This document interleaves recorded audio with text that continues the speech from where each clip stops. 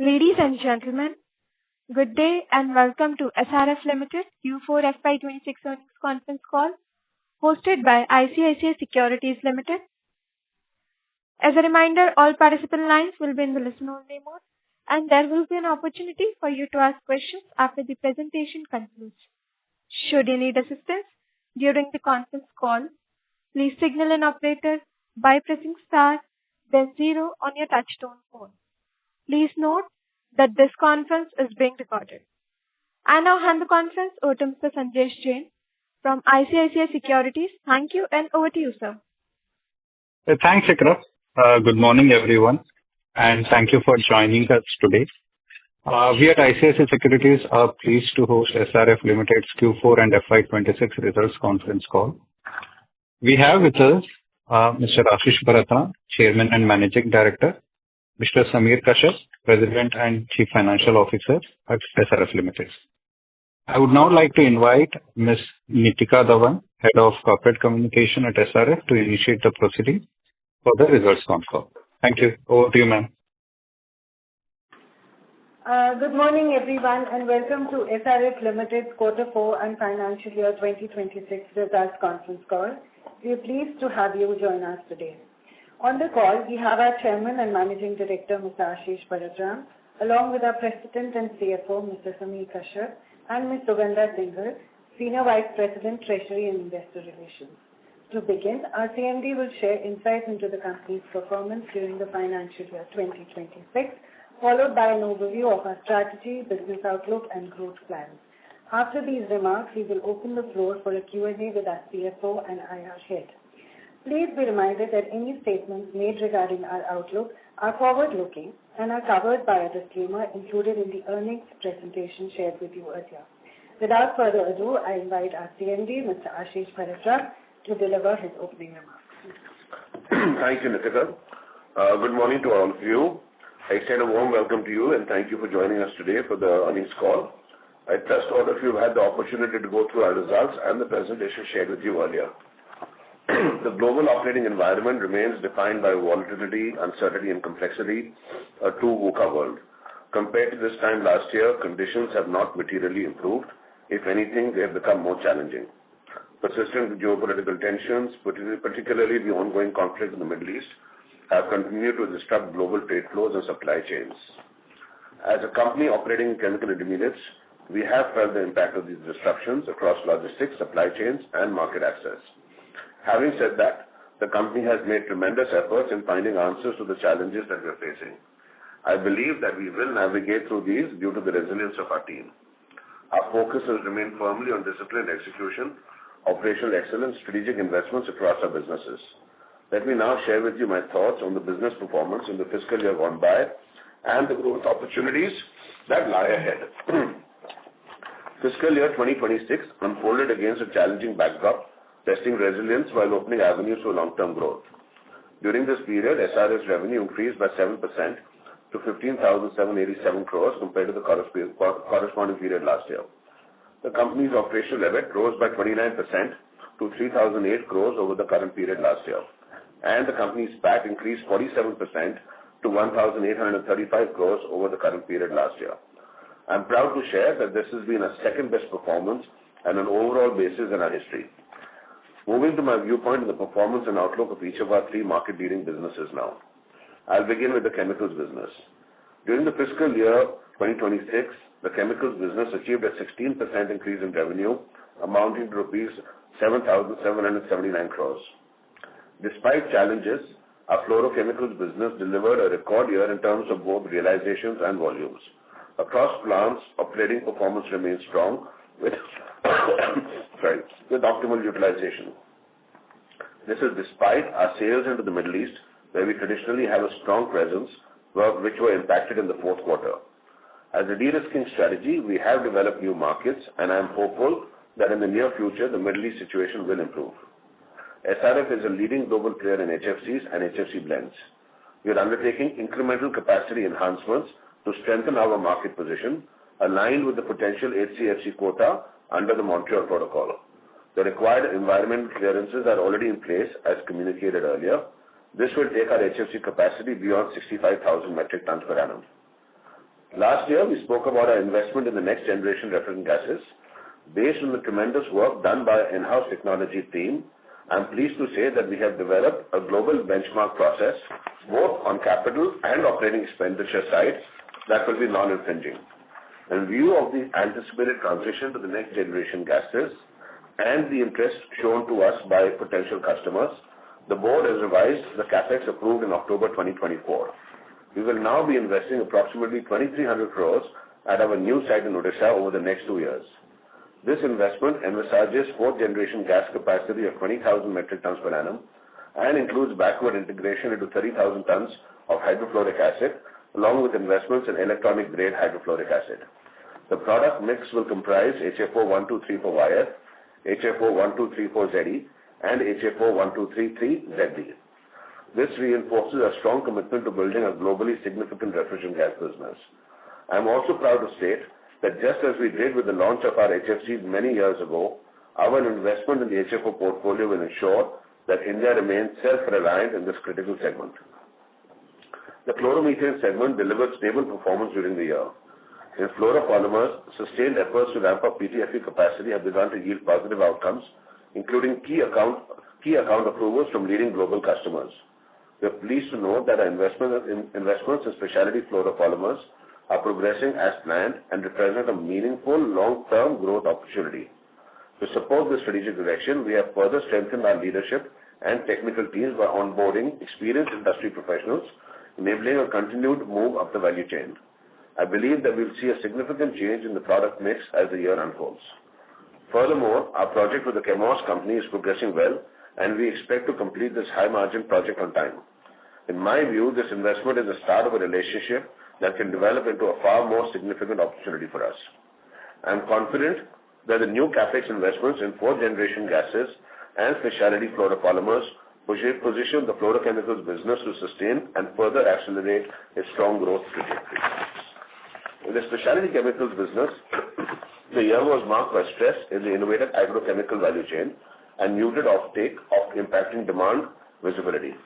Pricing pressure was seen across value chain with aggressive participation from Chinese players impacting both our markets and customers' end markets. Even in this environment, we were able to sustain our business base through a continued focus on cost control, operating efficiencies, and disciplined execution. Our approach has been to defend market share in a rational manner and avoid losing business to overseas competitors, as we believe industry pricing will normalize to more sustainable levels over time. I would like to take this opportunity to also share my perspective on how I see the macro elements of this business. The pricing of a specialty product over time will always move to a more commoditized level. There have been a lot of questions over the drop in pricing for DFPA. While pricing levels may have reached unsustainably low levels, we continue to generate healthy returns through ongoing process improvements and technology interventions implemented over time. The key for this business is to ensure a strong pipeline of intermediates and AIs which can replace high-impact molecules such as DFPA. Today, our pipeline remains extremely robust across both AIs and intermediates which have the potential to replace products like DFPA in its early stage. However, the pace of rollout of these products will depend on customer market assessments, progress in the registration process, and the pricing dynamics of their end products vis-a-vis generic alternatives. That said, industry cycles inevitably evolve over time. We must therefore remain patient, yet agile, positioning ourselves to effectively capitalize on this opportunity as it unfolds, and unfold it will. On our pharmaceuticals intermediate strategy, our focus on the segment continues, and while we will grow our agrochemicals business, we remain committed to scaling up our pharma segment faster and increasing its share in the overall portfolio. Against this background, we have our pharma intermediates plant number 2 coming up. Moreover, our pipeline of molecules has expanded meaningfully over the past year. Importantly, we are moving up the value chain with participation not only in key starting materials, but also in regulatory starting materials. That said, as is typical in this industry, the pace of commercialization will depend on a customer's product launch timelines. Our announced capex projects at Dahej in both pharma and agro are progressing as planned, and we expect to start seeing the benefits during the year. Going forward, we'll also continue to focus on operational improvements to build a more competitive cost base. SRF's Chemical Technology Group has consistently demonstrated its ability to overcome complex technological challenges, enabling timely scale-ups, improved operational outputs, cost efficiencies, and successful new product launches. As product complexity increases and development timelines continue to compress, CTG has strengthened its capabilities and support systems to remain future-ready. During the year, R&D activities covered over 50 molecules, many of which progressed into process development, and more than 35 molecules advanced to scale-up studies, with over half successfully commercialized across multi-purpose and dedicated manufacturing facilities, reinforcing CTG's role as a key enabler of business growth aligned with evolving customer and market requirements. SRF continues to invest strongly in R&D to build future-ready value propositions, with capital and revenue expenditure of 160 crores incurred during financial year 26. SRF's dedicated R&D facilities, including development labs and pilot plants, bring together a robust pool of scientists and engineers to drive innovation and technology-led leadership. In FY26, CTG filed 40 patents, taking the cumulative total to 521 patents filed, while 5 patents were granted during the year, increasing the total number of patents granted to 156. We have a fundamentally strong outlook on our chemicals business. Looking ahead, while the operating environment remains volatile, we believe that the company should be able to deliver growth in the range of 15 to 20% in the coming year. Turning to performance films and foil, during fiscal year 26, the business reported revenues of 5,764 crores, registering a growth of 4% over the previous year. The quarter 4 saw a recovery in the business across all geographies, with operating performance demonstrating steady improvement. Just like other businesses, PFB faced significant supply challenges in quarter 4, arising from the ongoing geopolitical situation that led to extreme volatility in raw material prices. Despite these headwinds, SRF was able to secure supplies and capitalize on select market opportunities arising from the volatile environment. In quarter 4, BOPET margins have begun showing early signs of recovery, supported by price improvements in select Southeast Asian markets following China's recent anti-involution measures. Operations in South Africa continue to perform well and remain stable, while Hungary also exhibited initial signs of recovery during the quarter. Overall, I believe the industry cycle has largely bottomed out, though competitive pressures persist. Our value-added products journey continues. I am happy to announce the successful startup of trial runs of a Kapla plant, marking our entry into the capacitor-grade BOPP films, which will be capitalized shortly. The BOPE line remains on track and is expected to commence production in July. This project strengthens our existing BOPP substrate and VAP portfolio, while opportunities in the innovative polyolefin BOPP substrate. Based on the current demand-supply outlook, we have decided to indefinitely defer the second BOPP line that was earlier planned for 2027. Instead, we are investing 180 crores in a state-of-the-art PA line, that's polyamide line, expected to be operational by September 27. This will be India's first of its kind BOPA line, based on simultaneous stretching, and will benefit significantly from import substitution. This will be the first. In our aluminium foil plant, the ramp-up has gathered pace, with a sharper focus on exports to Europe and the US. We are also progressing well towards approvals for high-end applications, including aseptic cartons. Sustainability continues to be a core focus and is embedded across all aspects of operations. The business is expanding its range of sustainable products, including solutions for mono-family structures, bilam structures, and PCR-based films. We remain firmly committed to advancing sustainability initiatives anchored in the 3R framework of reduce, reuse, and recycle. In financial year 26, the technical textiles business recorded a revenue of rupees 1,877 crores. Within technical textiles, NTCF continues to remain a stable cash generator. We're seeing growth in the polyester tire cord fabric segment, and the new dipping line at Manali is expected to be commissioned shortly. Post-commissioning, we intend to ramp this business more aggressively. The belting fabrics business has now begun showing traction again, post the rationalization in US tariffs. This should bode well for the future. Advancing sustainability remains a key focus for the technical textiles business. During the year, the business increased the share of renewable power in its overall energy mix, further strengthening environmentally responsible operations. In financial year 26, the coated and laminated fabrics business reported revenues of 366 crores. SRF continued to maintain its leadership in the domestic coated fabric segment during the year, while demand softness in food grain liners presented near-term challenges. The impact was effectively offset by increased sales of other value-added products. The business also sustained its price leadership, reinforcing its competitive positioning in the market. On ESG, corporate citizenship and sustainability are firmly embedded in SRF's business strategy and decision-making. This integrated approach drives efficient resource optimization while enabling meaningful participation in the circular economy. A strong emphasis on transparent and robust sustainability disclosures allows the company to systematically identify and assess ESG risks, track progress, and implement a structured long-term roadmap for continuous improvement. SRF's sustainability efforts have received international validation. In FY26, the company's facilities in Gumundipudi and Viralamella in Tamil Nadu were awarded the EcoVadis Silver Medal by one of the world's most respected business sustainability rating agencies, reinforcing SRF's commitment to responsible and sustainable operations. Further detail on SRF's ESG journey, priorities, and progress will be provided in the annual report. During the year financial year 26, the SRF Foundation strengthened its education and skilling efforts through an integrated model spanning school transformation, digital inclusion, institutional education, and employability enhancement.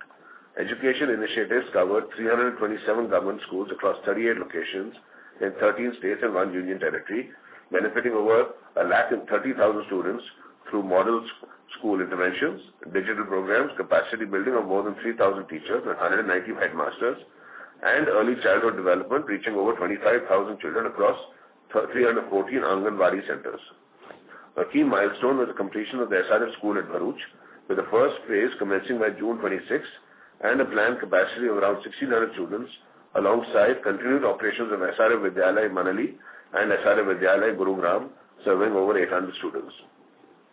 In parallel, employability was strengthened through vocational and green skilling initiatives, including the basic electrician training program across 13 centers in 7 states, training 1,180 youth. In conclusion, we are in an increasingly VUCA global environment. Currency movements have remained particularly dynamic. On Forex, the company has followed a prudent strategy of covering future exports through long-term hedges. However, the sharp and unprecedented depreciation of Indian rupee during the year has led to market losses on these forward positions, impacting financial year 26 results and will extend over the near term as well. However, this short-term pain should be seen in the context of our higher export and domestic pricing, which is generally based on import parity and will thus continue to benefit from a weaker rupee.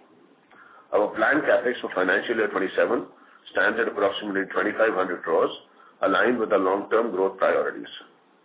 Reflecting on financial year 26, I'm extremely proud of how the company has positioned itself across businesses and geographies. The business models we have built are resilient and well designed to create sustained value for our shareholders. Despite all the uncertainties, I remain optimistic for the year ahead. Thank you to all our shareholders for their continued trust and confidence in our long-term vision. Thank you very much. We will now begin the question and answer session. Anyone who wishes to ask a question may press star and 1 on their touchtone telephone. If you wish to remove yourself from the question queue, you may press star and 2. Participants are requested to use handsets while asking a question. Ladies and gentlemen, please note, in order to ensure that the management will be able to address questions from all the participants in the conference, kindly limit your questions to 2 per participant. Should you have a follow-up question, please rejoin the queue. Ladies and gentlemen, we will wait for a moment while the question queue assembles. The first question is from the line of Arjun Khanna from Kotak Mutual Fund. Please go ahead. How do you see the impact to our business in terms of I'm sorry to interrupt, Mr. Khanna. Can you please repeat your question? Sure. I just said thank you so much for this opportunity. And Congratulations for a great set of numbers. I think we've closed the year very strongly as we had indicated in the conference calls earlier.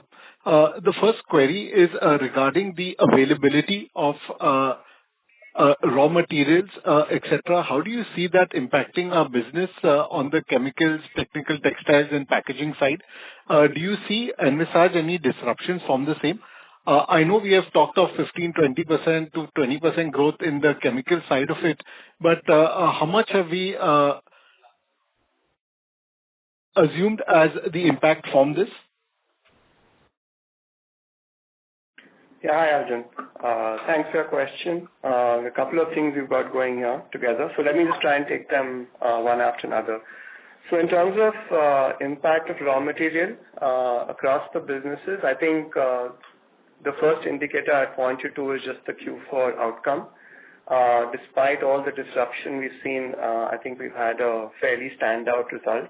And I think that just speaks strongly of the team's ability to be able to ensure supply chains have remained unimpacted for the large part. Potentially the single biggest area of impact we could have seen was in our performance films and foils business. And that's where I think the team scrambled really quickly and early as soon as the first indicators appeared to ensure that we had alternate supply chains in place. These have been robust and held strong for SRF for quite some time, and our ability to continue to leverage that just ensured we had absolutely no impact. We were able to run through Q4 with literally flat out, so we've had no shut days. Our expectation is even in the current quarter, we don't see impact to that business, which is probably the most severely impacted potentially across raw material supplies, across our portfolio of businesses. So that's the view on performance films and foils. On chemicals as well, I think we've seen some disruption in terms of our ability to sell ref gas into the Middle East. So for about half of the quarter, we did see some impact in our ability to ship to those markets. But outside of that, there's been really nothing else from a chemical standpoint that's impacted us at a margin level. Pretty much, I think our expanding global footprint also puts in place the ability to counter such measures. And I think the outcomes we've seen overall on the ref gas side just kind of pointed to the fact that despite the Middle East disruption, we were able to find countermeasures in other markets. Possibly, if we were in a place where the shipments weren't impacted, we would have seen an even better quarter. Having said that, in terms of outlook, I think the current view is that we believe there are some solutions showing up in terms of ability to ship back into Saudi. So that would hopefully ease off, in the coming weeks. And that should probably take care of about more than half of what was going into the Middle East market. So yeah, I would urge you to look at it as a portfolio set of markets that we are kind of supplying into, and therefore the Middle East impact is kind of offset by our ability to ship to other customers. So Samir, can you bring out on the first question, could you talk about how much business we lost from the Middle East in the fourth quarter FY26? Yeah, I don't think we've lost anything. If you heard my comments completely, we lost. It's a shift from the Middle East into other markets. Okay, sure. Our ability to reposition, I think, is ensured that we stayed strong in terms of the outcome for Q4. Sure. The second query is regarding the capex we have announced on HFCs. So we have announced the 88 crore debottlenecking exercise. Could you comment, because the document available online suggests what we have put to the exchange says capacity is beyond 65,000 metric tons per annum. So what is it that the rated capacity would be post this expansion? And what was the capacity before this expansion? Okay. So I think what you've seen in the communication to the exchange points directionally to where we believe we will land in terms of capacity. We believe we will be north of 65,000. That's our current estimate. As you probably are well aware, to precisely compute where debottlenecking will land us it's fairly difficult to be overly precise, but I think we're reasonably certain we're going to be north of 65,000, and I'll leave it at that. You guys have a bunch of models already, I think, in terms of where you believe we are. I'll leave you all to compute that math out. Sure. I'd like to say that we will land at 65,000 and north of that, once we're done with this exercise. I also want to call out the fact that we've been debottlenecking for some time. It's not something new. You've heard us talk about this in previous calls in other sides of the chemicals business. So this has been an ongoing activity. The only reason we call this out specifically is that this is a significantly larger investment than what we've typically made in that space, and therefore we went to board to seek approvals. Sure. And in terms of the allowance of HCFC 22 or R22 during the year baseline years, essentially calculations suggest we would have about 20,000 tons available to us. Is that the right understanding? If you are producing R32? So I'm not going to directly point you towards that, but let me say a couple of things. So one, the whole situation on HCFC is still uncertain. We've seen positions from other markets. We don't have directional insight from the government of India as yet in the way which they will go. I think you heard us say in the past that it would seem that the government would probably go a similar way as maybe the other markets, like what we saw in China and the US. So whether that will entitle anyone to quota and capacities later on is a tough question to predict. And I don't think there's been anything directionally to suggest otherwise from the government in this interim period.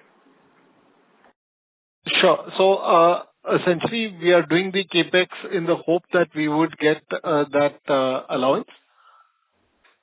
Well, let me put it this way: we've seen very strong demand, through the second half of this year across our clients. So we are really putting up the debottlenecking activities around ensuring we can fulfill that demand. What it will also do simultaneously is that should the government decide to consider HCFC as well, it will ensure that we can completely avail of our quota. So it's more positioned with solving current demand that we're seeing and which we expect to stay strong in the coming quarters. And like I said, it will also ensure that we cover any quota entitlement that we may get should the government decide to go down that path, which like I said, the opening is uncertain at this point. And that's been for some time, hasn't changed. Perfect. No, thank you so much for this. I will come back in the queue, but if I don't get a chance again, thank you so much and wishing you all the best. Thanks, Arjun. Thank you. Ladies and gentlemen, kindly restrict yourselves to 2 questions at a time. In case of follow-up questions, please rejoin the queue. The next question is from the line of Nitesh Dhoot from Anand Rathi Institutional Equities. Please go ahead. Hi team, good afternoon and thank you for the opportunity and congratulations on a good set of numbers. My first question is again on the HCFC and HFC piece. So again, I mean the way it came out is on the way the quotas will be allocated probably is still not very clear. So what I wanted to ask is whether it will be on the basis of the HCFC production, which in a way favors the incumbents, or on the basis of production capacities by 31st December 27, which probably favors newcomers as well. So any view there, whether the new entrants without the HCFC or HFC history would be allowed or would be, completely excluded? Any thoughts around that? Yeah. Hi, Nitesh. So I'd almost first urge you to, if you haven't heard the commentaries in previous calls, to kind of just pick through that. I know our president, Prashant, did a detailed conversation with the whole community around our understanding on how the quota regime is going to work. Fundamentally, nothing has changed, right? So the baseline period and how it's going to get computed across 24, 25, 26 is still the same. The government retains the right to consider HCFC from 2009 and 10. That's a right that they continue to legally retain. I think it's safe to assume that the final view that the government will probably take will only become clear once we hit the end of the baseline period. So we should assume that early in 2027, once we kind of have known where production has landed for this year, the government will probably look at those outcomes and determine if there's even a need to consider HCFC. I almost want you to point you to that direction. If HFC production has kind of fulfilled all of our domestic consumption needs, we could potentially be in a place where there is no such requirement in itself, right? But that's the right the government retains, just like all the other geographies, as per the Montreal Protocol and the Kigali Amendment, and nothing has changed on that front. And that's the consistent view you've heard us say over multiple calls. So yeah, I think those documents are available for everyone to read. There's not a lot to be interpreted over there, but I would almost urge you to refer back to that. Beyond that, it's tough for anyone to predict. Sure, sir. But I think the recent notification that came in on the 1st April 26, that pretty much made it clear that 65% HCFC is certainly being considered, right? So I think probably that thing is pretty much clear. Yeah. Yeah, Nitesh, my answer to that is, if you read that circular that came out in April, I think what the government was trying to do, and this is our view, was really 2 or 3 things. Number one, I think they were clearly calling out the fact and making people cognizant that new capacities that were coming up, while they would be allowed in terms of environment clearance being granted, I think they were trying to call out and clarify to investors in the space to understand that it would still need to operate within the 4 corners of the Kigali Amendment, right? So yes, there have been we understand there's been lots of asks for environmental clearances, and this is the government's reaction to respond to that. It does not talk about quotas anyway. All it talks about is the fact that you need to have capacity up by 31st December 2027. It talks about the fact that you need environment clearance. It talks about the fact that if you're going to look to put up capacity now, we will ask you for a clear confirmation that you will indeed have that capacity up by 2027.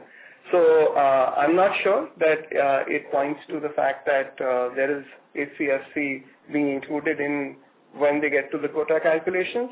If that's the conclusion you're reaching, I'm not entirely certain how, but our best understanding of what came out on April 1 is totally silent on quota and doesn't indicate anything to that effect. Sure. My second question is on calendar year 27, which apparently is a free year.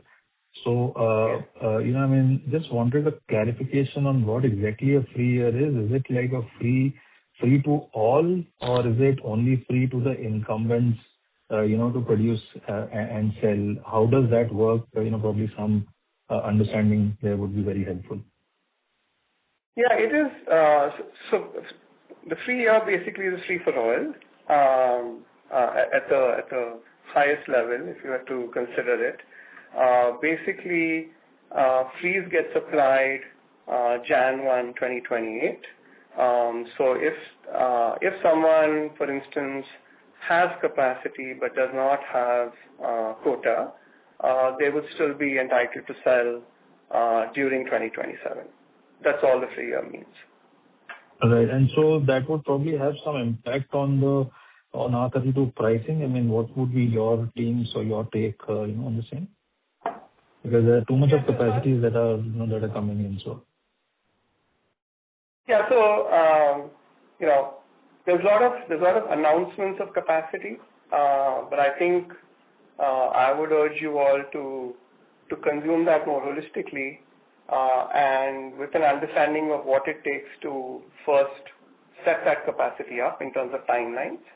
Realistically, you're at 18 plus months. There's time to then stabilize and commission, which is a couple of months beyond that. So, even if any of these capacities come up, you're talking about potential impact of, a couple of quarters, maybe at best at the end of 2027. It seems highly unlikely anything meaningful is coming on stream before that. Sure, sir. So this is very helpful. Thank you so much and wish you all the best. Yeah, thank you, Nitish. Thank you. Participants, kindly restrict yourselves to 2 questions at a time. Please rejoin the queue for follow-up questions. Next question is from the line of Rohit Nagraj from 360 ONE Capital. Please go ahead. Thanks for the opportunity and congrats on good FY26. First question is on the HFO and associated HF plant. When is it likely to be commissioned? And in terms of sourcing for fluorspar, how are we placed? And the HF plant, will it be completely, the 20,000 metric tons of HFO capacity will require the entire 30,000, or we'll be having certain contingency left for future requirements? Thank you. Yeah. So, first question, or first part of your question, we're looking at a Feb 2028 potential timeline for commissioning. That's where we are in terms of timelines for HFO. Let me take the third one first, since those are related. In terms of the HF capacity of 30,000, primarily that's feed for the HFO plant itself. So significant part is going to get consumed over there. You also heard of us talking about VHF in our announcement. So there are a range of high-end, fast growth market needs that we're seeing show up on that front, and so part of our HF capacity will get utilized in our VHF facility as well. So that's the broad direction in terms of how the 30,000 tons of HF capacity is going to get deployed. In terms of fluorspar, as things stand right now, we are in a comfortable position. Needless to say, we continue to look for new opportunities from where we can source raw material. That remains ongoing, and it's pretty much a continuing activity in the organization. But as things stand, we don't see any disruption or issues on that front. Sure. Thanks for that. Second question, you also mentioned that some of the shipments to Middle East were rerouted to other markets.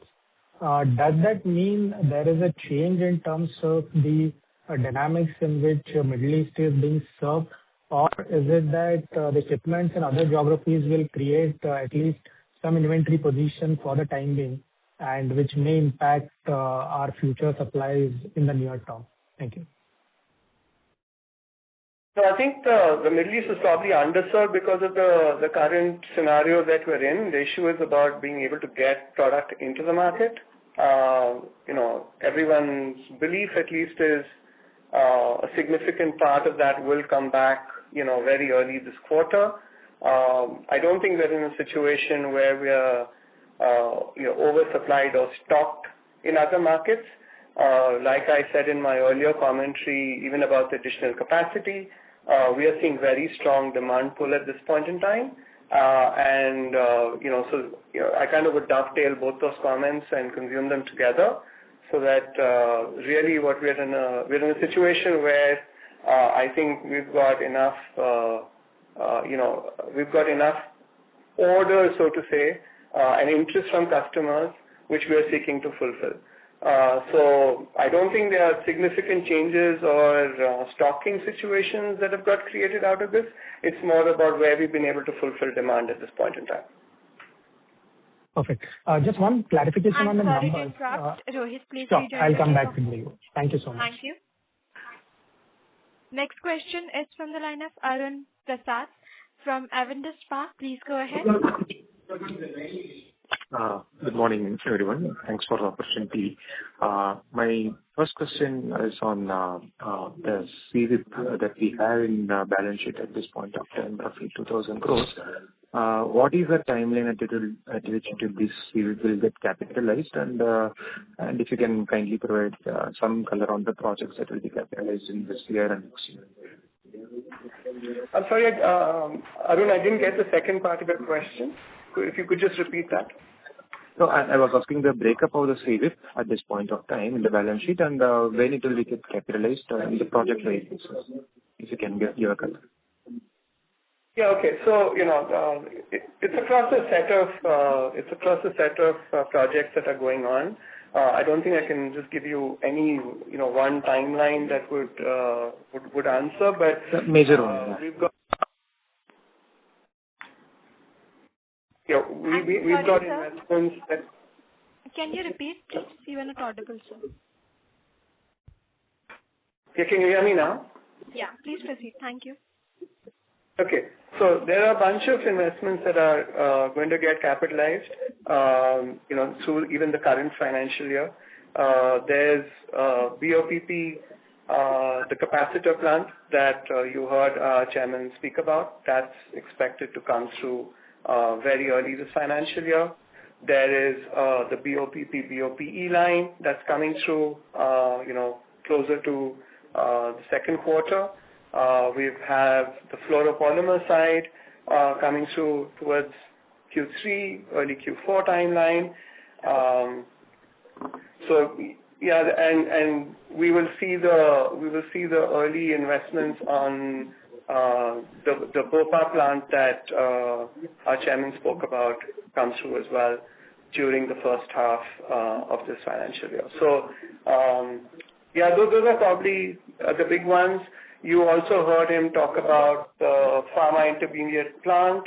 So though that's new, it's not sitting in CWIP. You will see that come through online.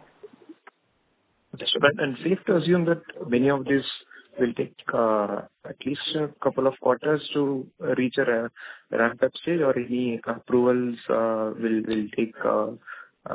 push the revenue monetization, say, more than 2-3 quarters? So I think that's a fair assumption to work with. That's what we've typically seen. Maybe on the fluoropolymer side, well, there's work happening in parallel. Let me try and rephrase that answer. There's work happening in parallel. Even as these plants come online, in some areas we are able to secure a lot of customer interest early and do some amount of work with them to make sure we can crunch approval times. But for the most part, I think your assumption kind of holds true. Right. Speaking of the project on HFO side. Arun. Please rejoin the queue for follow-up questions. Thank you. Next question is from the line of Naushad Chaudhary from Aditya Birla Sun Life AMC. Please go ahead. Yeah, hi. Hope I'm audible. Thank you for the opportunity. Just one thing from our next 3 to 5 years point of view, wanted to understand.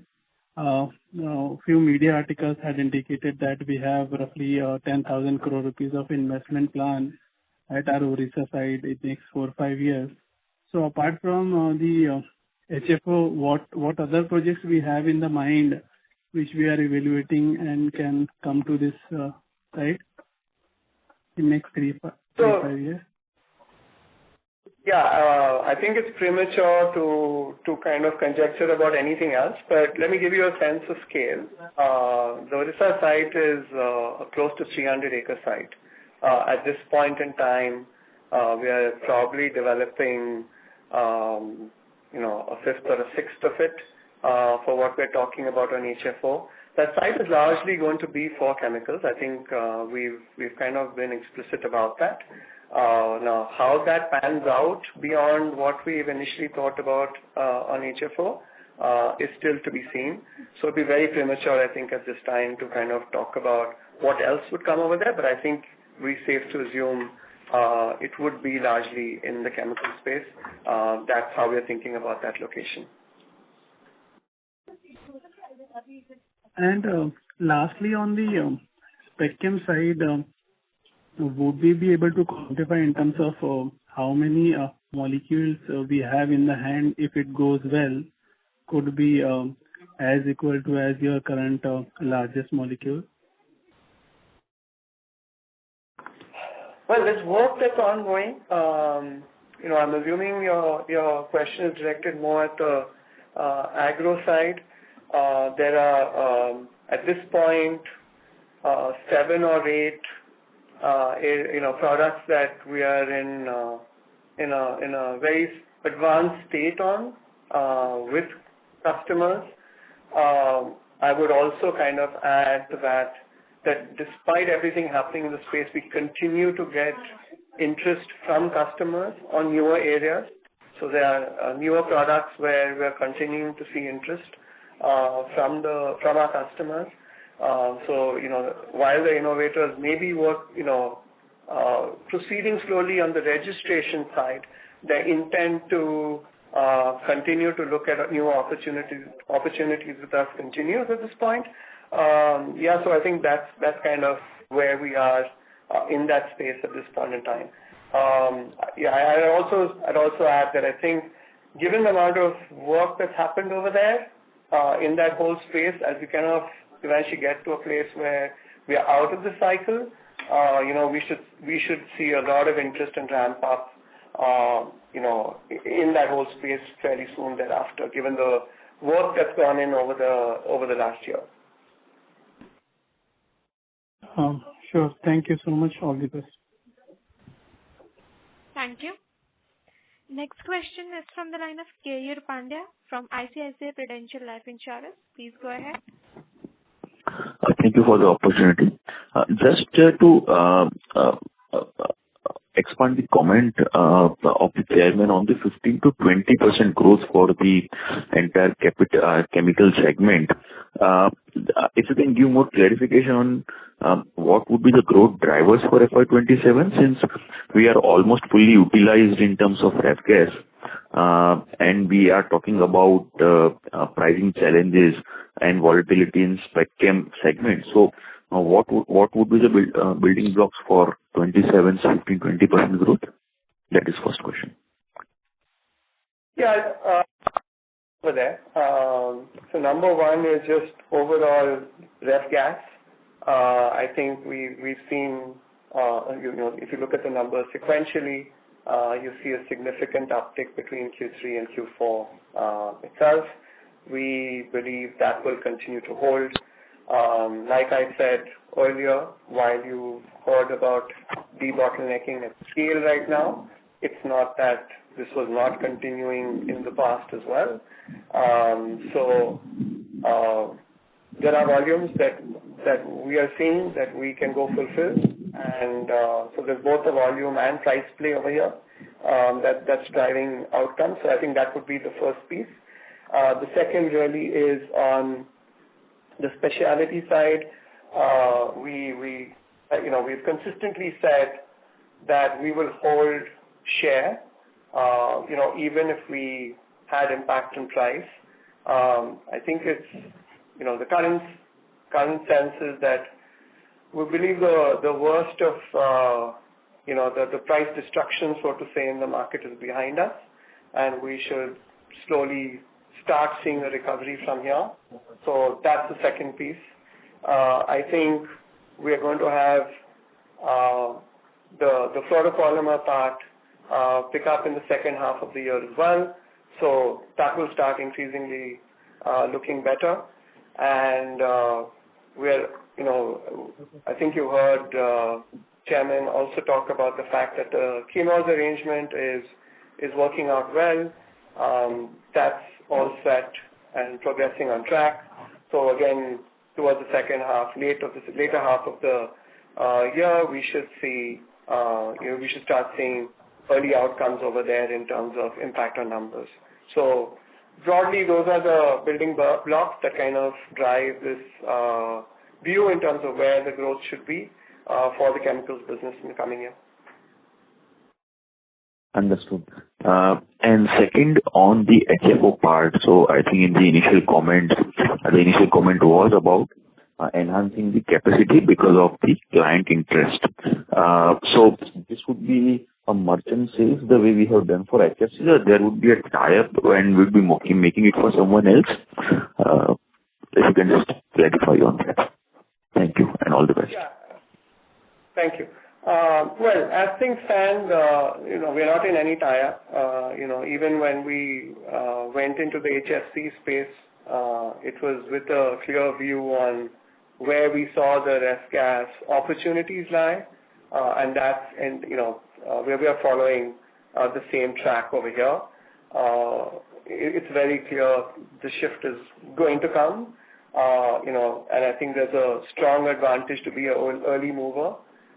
You also heard in our chairman's speech, this is in-house developed technology.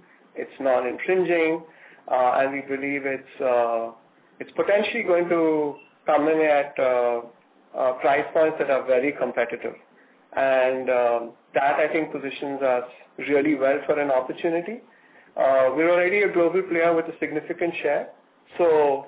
In the more mature markets that we're in, where some of the shift is already beginning, we are hearing a lot in terms of interest over there, and that's kind of driving our actions today that you see in terms of this capacity.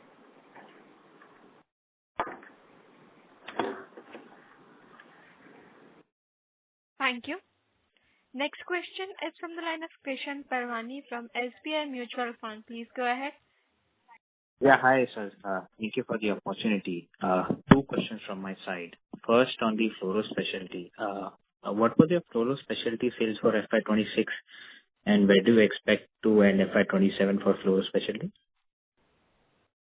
Yeah, we don't get into the sub-segment data. What I can share is we've made strong progress over there. You've heard us consistently talk about moving up the value chain, from bulk to fine cut and free flow. That continues.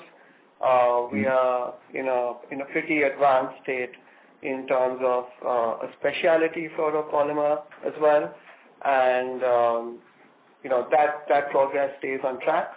I think you're going to have to think about this business almost like how many of you consumed the chemicals business many years ago. There is a lead time to get to a place where we will be effective, but I think the combination of all that we're doing ourselves, along with the whole Chemours arrangement that we have, positions us really well. I think we'll start seeing some strong outcomes in FY27 on the revenue side. Like I did say earlier in my commentary to earlier question, we should start seeing that in the second half of this year. And I think post us going into the next financial year, we will see a fairly material ramp up in terms of outcomes. Okay. Thanks for the elaborative answer. I asked you because you mentioned the ref gas and the fluoro specialty sales every year in the annual report. But no worries if you don't want to disclose it right now. Second question is on HFO. So which HFO will come first? Because I think Chairman mentioned that you're looking at multiple HFOs. So are you looking at 1234yf to sell it first? And if yes, do you expect some of your 134a sales to be cannibalized by 1234yf?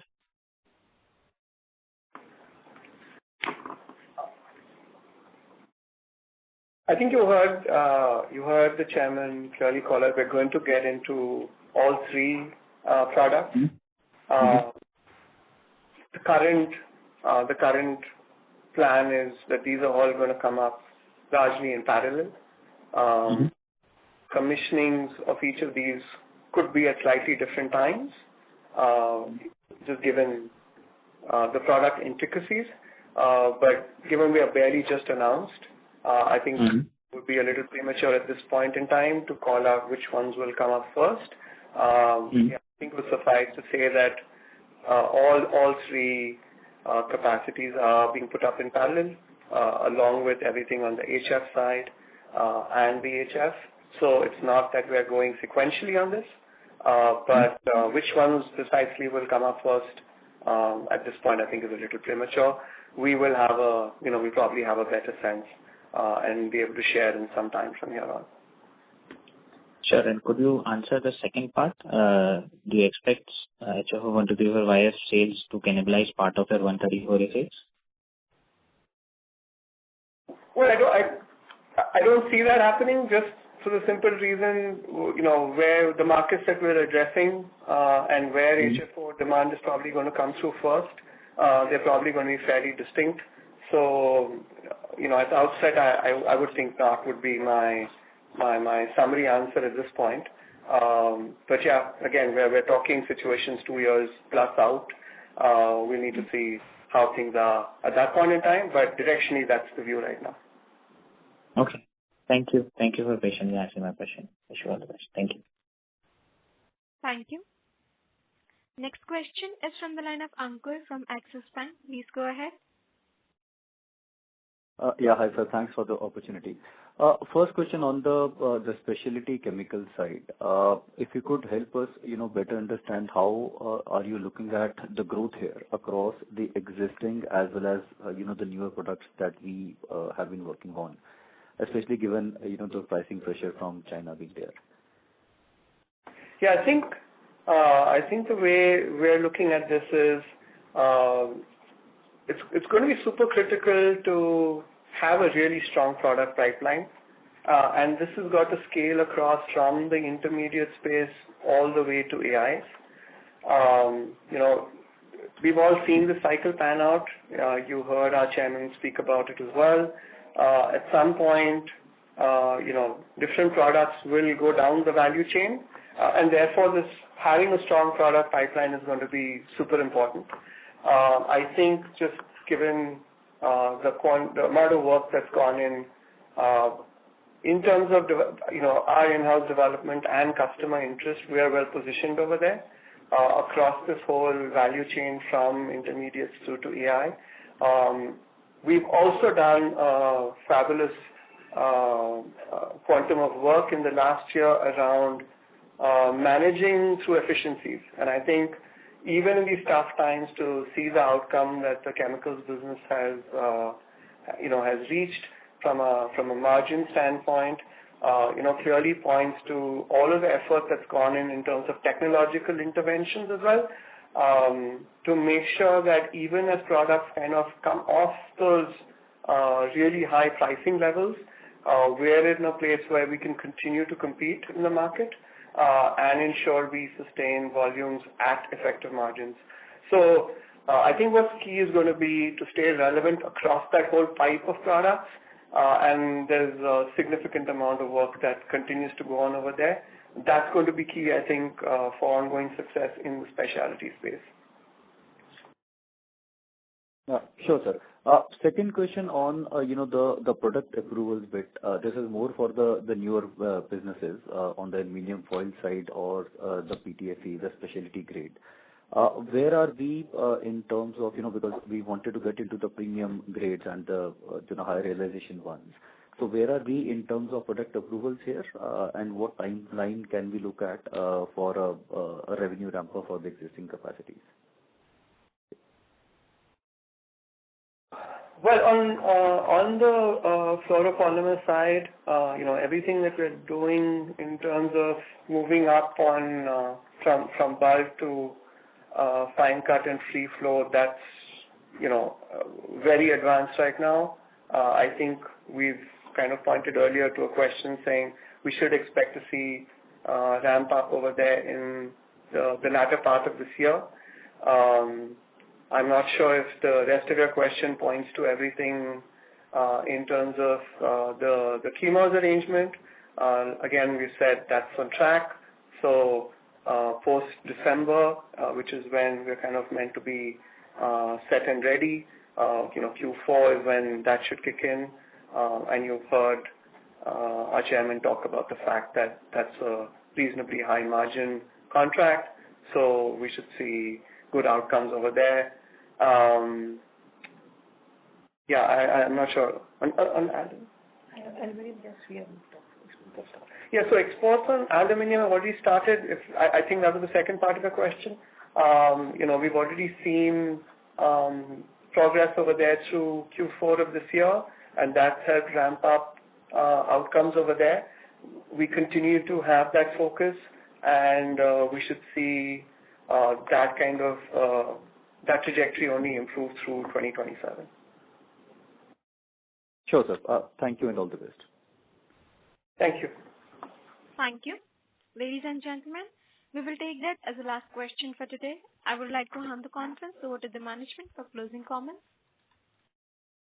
Yeah, thank you all for joining this call. We hope we've addressed many of your questions. If you should have any further queries, we're more than happy to assist. Look forward to your continuing support as we move ahead. And on behalf of the whole management, thank you once again for taking out the time to join us today. Thank you very much. On behalf of ICICI Securities Limited, that concludes this conference. Thank you all for joining us today, and you may now disconnect your lines.